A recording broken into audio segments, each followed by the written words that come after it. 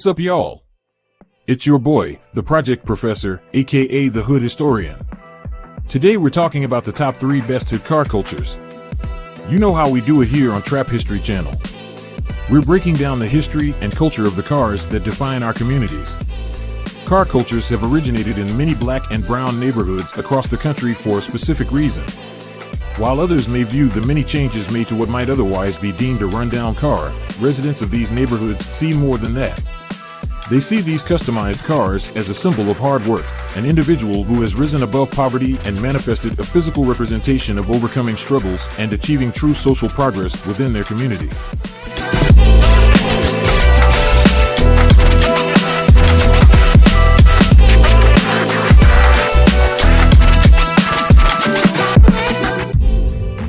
Coming down and coming in at number 3, we have the Texas Swingers, aka Slabs, which today is an acronym for slow, loud, and bangin', but originally meant the slabs of concrete street that they would hit after getting behind the wood grain wheel of one. These bad boys are all about those poked out rims. We're talking 20s, 30s, even 100-spoke wire rims. The rims of a slab are considered the most crucial component, as they are where the trend originated. Swingers, also known as elbows, come in 2 different styles that Kragar Wire Wheel Company produced specifically for Cadillac models during the early 1980s. The original Swingers were chrome 30-spoke rims created for Cadillac Eldorados between 1979 and 1983. However, in 1984, the intricate wired rim underwent modifications that decreased the lips and increased the space between the outer 10 spokes, resulting in them protruding several inches beyond the front profile of the car. Unfortunately, due to a production flaw, the rim's structural integrity was compromised, causing them to break and start clacking. Because of this, Kragar stopped producing them after just 1 year, making the 84s, or 4s, incredibly scarce but highly desirable. They became a status symbol, and people would go to great lengths to acquire them. They were dubbed dead man wheels because everyone wanted them, so they'd kill for them. They're the kings of the slab. It's all about the swing. You gotta have that lean when you turn. You know what I'm saying? It's a Texas thing. The Texas Swingers are all about creeping through tipping on foes, but they're also known for their love of candy paint jobs, plush interiors, and neon sign in the trunk. Don't ask me how, but they had evolved that tradition consisting of looking for another swinger like it's their prey, parking behind them so that the other is blocked in, and popping trunk to show off the neon sign in the trunk. The ideal car for a swinger is a 90s or early 2000s Cadillac or Chevy Caprice, but you'll also see them swinging in everything from Buicks to Oldsmobiles. Cause I can't get caught. I'm trying to overstuff cash flow in my vault. Gotta crawl before I walk, gotta grind before I shine. When I hit the stage, fans know I'ma put it down. Cause I'm the one and only, can't nobody clone me. Long as I got cash, Mike Jones, never lonely. Mike Jones, my album. Who is Mike Jones coming soon? My album. Who is Mike Jones coming soon? I might freestyle off the head for the cash. Coming in at number 2, we have the Lowriders of Southern Cali. These guys have been doing it since the 40s and 50s. They're all about the custom paint jobs, the hydraulic suspensions, and those iconic lowrider rims. They've even got their own Lowrider Hall of Fame in East Los Angeles. A lowrider is not just a car. It's a piece of art, a symbol of Chicano culture, and a statement against discrimination. The lowrider culture emerged among Mexican-American youth in the 1940s. They customized their cars with a lowered body, wire-spoke wheels, and white wall tires. In the 1950s, lowriding bans were enacted, making it illegal to modify cars with lowered body parts. But the Chicano community found a way to bypass the law by installing hydraulics. Between 1960 and 1975, customizers adapted and refined hydraulics, airbrushing techniques, and the GM X-frame to create the modern lowrider style. Whittier Boulevard was a cultural hub for lowriders in the 1970s.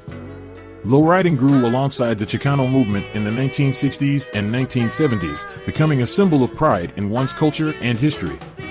Lowriders featured in music videos by Mac 10, Dr. Dre, Snoop Dogg, and other West Coast hip-hop and G-funk artists in the 1990s. Lowriding is an art form, fool. It's not just about the cars, it's about the culture. It's about cruising down the boulevard and representing your city. The Lowriders of Southern Cali are all about those hydraulic suspensions that make their cars bounce up and down. They're also known for their intricate murals and pinstriping, as well as their custom upholstery and steering wheels. The ideal car for a lowrider is a classic 64 Chevy Impala or Cadillac Fleetwood, but you'll also see them cruising in everything from Buicks to Lincolns. On my shit and I ain't giving up. Same niggas try to put me down, want me to pick them up. I'm on the road to the millions, I can't get enough. Man, stop me any beat, I'ma eat it up. I need a band for the first 300, ain't enough. All them tats on your face still ain't tough as us. You can sign up.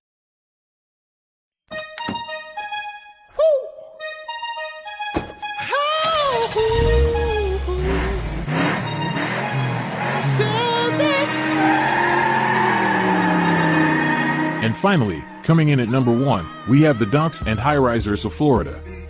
These guys are all about those big, lifted cars with huge rims. They're a staple of the southern hip-hop scene, and they've been doing it big in Florida for over 20 years. We take pride in our cars, man. We want them to be big. We want them to be loud. We want them to be flashy. We trying to get your grandma to break her neck to see who in it. It's a Florida thing. You wouldn't understand shit. Donk riding is all about taking a car out of the ordinary and into the extraordinary.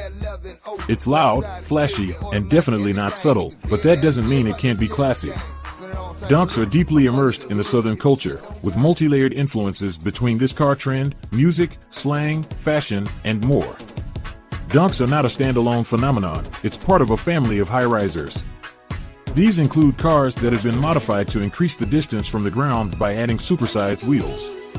Although Donks embrace a variety of car models, the signature look is that of a 1971 to 1976 Chevrolet Impala. In fact, some trace the term back to the Impala logo, which was endearingly referred to as donkey. Others believe that the inspiration came from the resemblance of a donk car with a donkey. Over time, the term outgrew its cradle and is now popularly used to describe any vehicle with oversized wheels. So, why is donking number 1 on our list? Well, it's because of its unique place in car culture. Donks aren't just a way to modify your car, it's part of a larger cultural scene that includes music, fashion, and slang. Donks have a particularly strong foothold on the music scene, namely in Miami, St. Louis, Indianapolis, and the East Coast. A donk is the ultimate accessory for a rapper in these areas. In this picture, the ride is but a piece of a larger picture, a subculture characterized by a hallmark style that transpires in fashion, slang, music. Trick Daddy is a pretty big name in the donk community. This rap ambassador is a homegrown Miami boy who fully embraced this controversial car trend and all its affiliate links. Over time, donk seeped into the mainstream under a variety of forms. There are several platforms dedicated to donk culture. While the oversized wheels might be the starting point of a donk, it's just the beginning. Over the years, the customization of the car has rapidly evolved. Enthusiasts like to challenge their creativity and further embellish their ride with loud colors, a cool stereo system, maybe some neon lights. You name it, they did it. Wheels are the crown jewel of donks, and the bigger the better. While the starting point is around 20 inches, in some cases, it can even venture beyond 30 inches. But size is not all. One can customize wheels in so many ways. The color scheme, just to begin with, is so diverse, you could go for any shade, turquoise, hot pink, or gold. Or what about some spinning wheels? These represent an alternative to the static oversized wheels. The dazzling effect is achieved by heavy-duty roller bearings coupled with an independent cover. Donk Day has become one of the most anticipated events in the donk culture calendar, with enthusiasts coming from far and wide to showcase their rides and celebrate their shared passion for this unique car trend. It's a day for the donk community to come together and celebrate the creativity, style, and culture that make donks so special.